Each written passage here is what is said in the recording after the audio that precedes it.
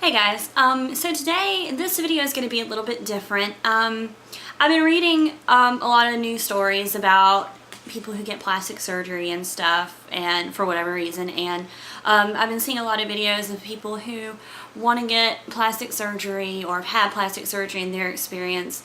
So I thought today I would do a video about my experience with plastic surgery. I had a nose job or rhinoplasty about 2 years ago, a little over 2 years ago, and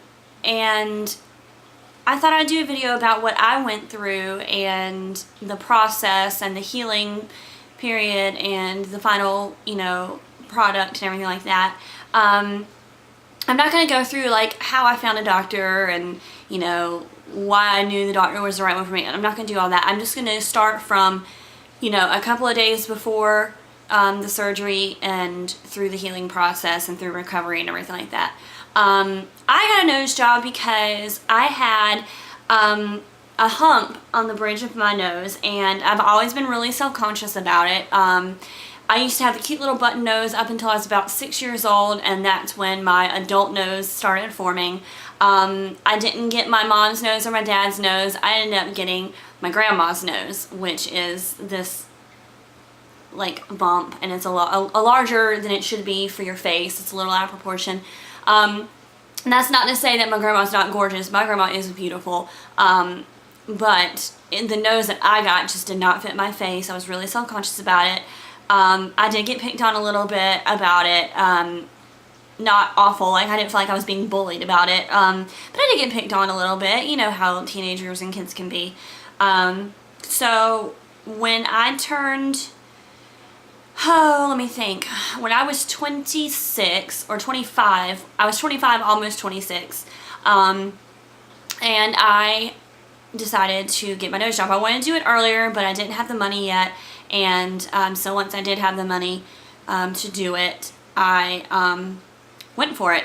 And I already knew what doctor I was going to use. I had gone through the process a couple years before that, trying to figure out what doctor I wanted to use. So anyway, I'm going to start off with a picture. I would put these, insert them into the video, but I don't have good video editing software, so I'm just going to show you the pictures from the actual surgeon's office of what my nose looked like before. This is how my nose looked before. As you can see, it's where am I at here? There we go. I had a hump, and my nose came out pretty far.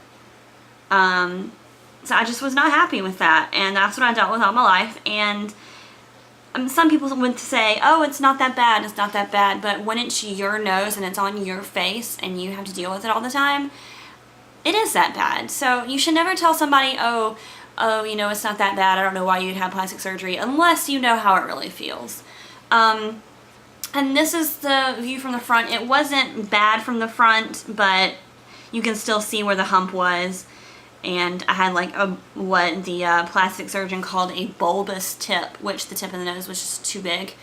And that's what that looked like. And this is just another side view from the other side profile of what my nose looked like. So, it didn't fit my face. I didn't like it. I hated it, obviously. But that's what my nose looked like before. So basically this is what I went through. He gives you all these medications or prescriptions and stuff that you have to fill before the surgery.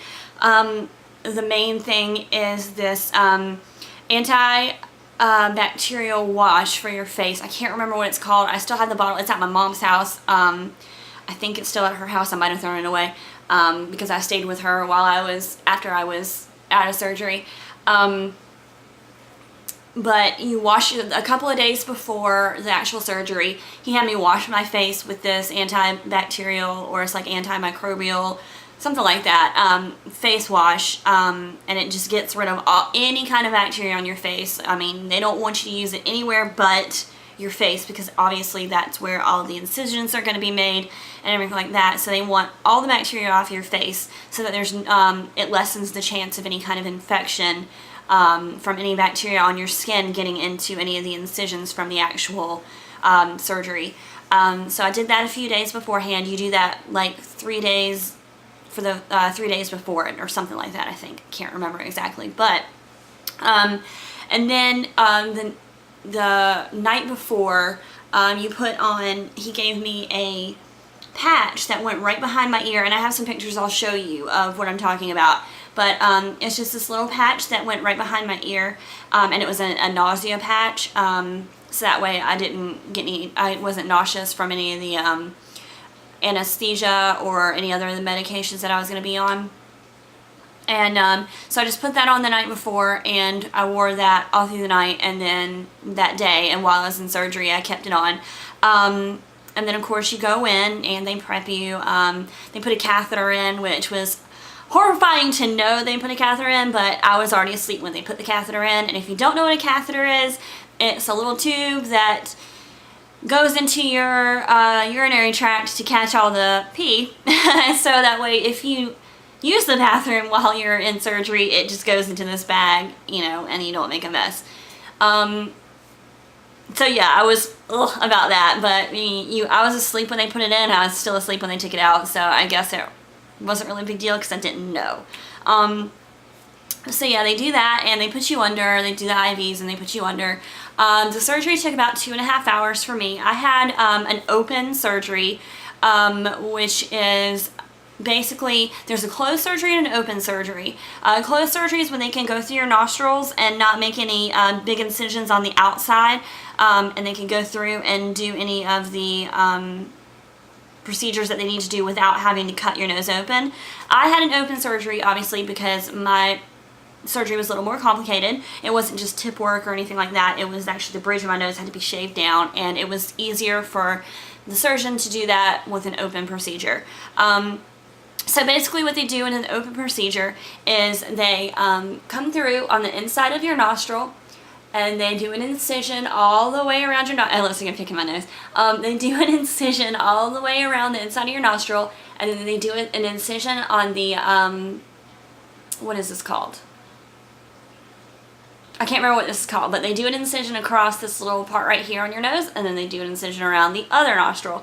And basically what they do, and I'm not saying this to sound dramatic or gross, this is what they do.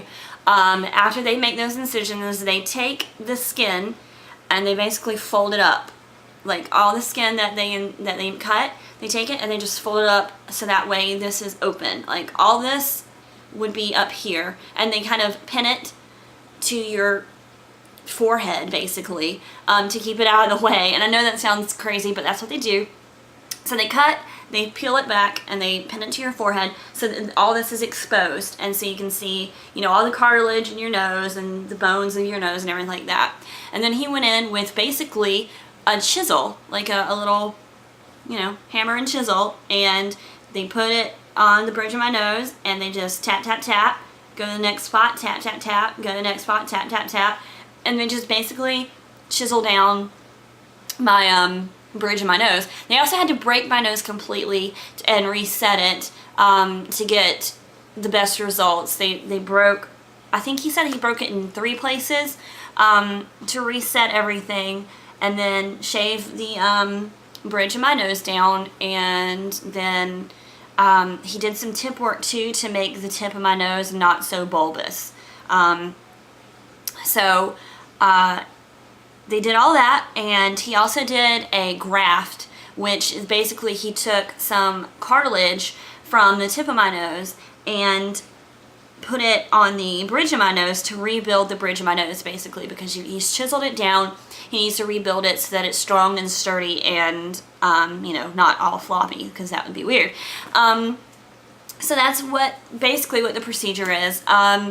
Obviously, I don't feel anything because you're completely under, and then they have the anesthesiologist monitoring you to make sure nothing goes wrong. So for all those people that are scared, like, oh my god, I don't want to be put under, what if I feel everything and I'm awake, like that movie?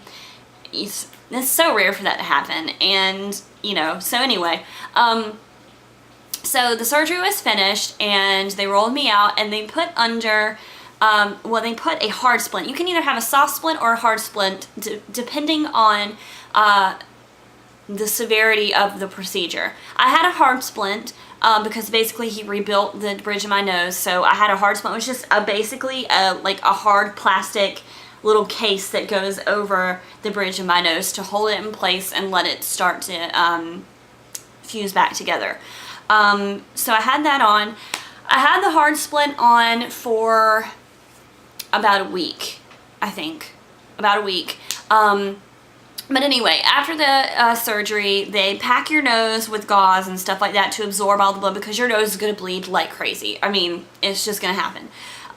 So they pack the nostrils with all this gauze and stuff. Oh, and all the incisions and stuff, they just stitched up with dissolvable stitches. So I had stitches going around the inside of each nostril and then here.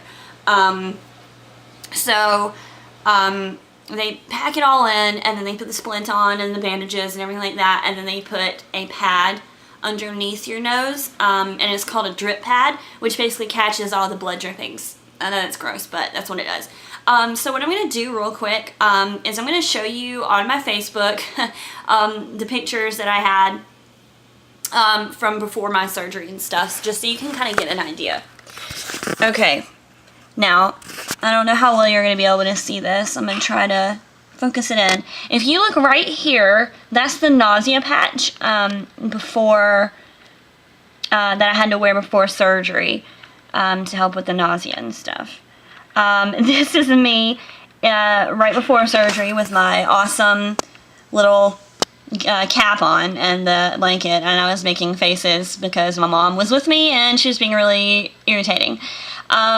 This is immediately after surgery. I still have on the oxygen mask, and this is the drip pad here that they tape all the way across your face. The hard splint is underneath all these bandages and gauze and stuff. So basically your face is crazy taped up. You can see in between my eyebrows that skin is really swollen, and it's swollen, you know, all around my eyes. My eyelids are all puffed up. My upper lip is also really big. You'll see that in a minute. That's just a side view of all the bandages and stuff from surgery, and you can see up here all of that swollen skin. This is the drip pad filled up with blood. I know that's gross, but that's what it looks like.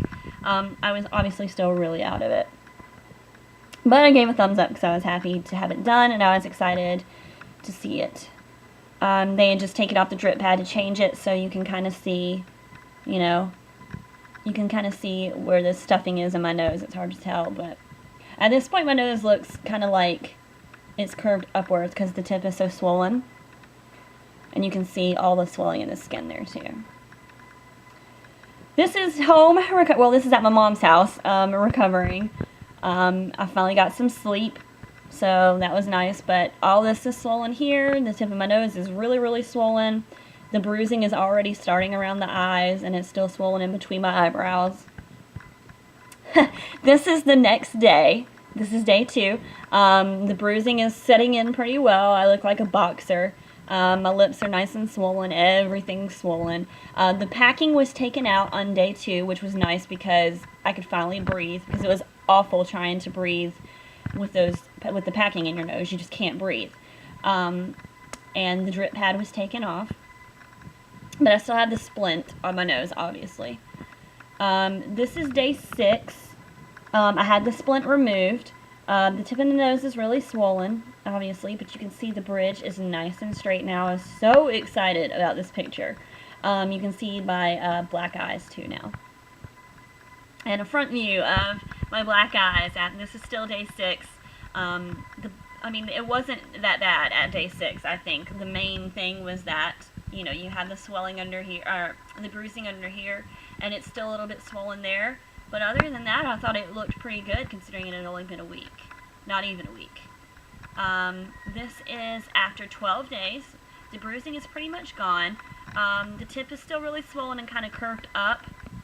But the doctor says that it takes about 6 months for all the swelling to go down, and it takes a year for you to see the final result. So it's a very, very long process. And that's just a front view of how my nose looks after 12 days.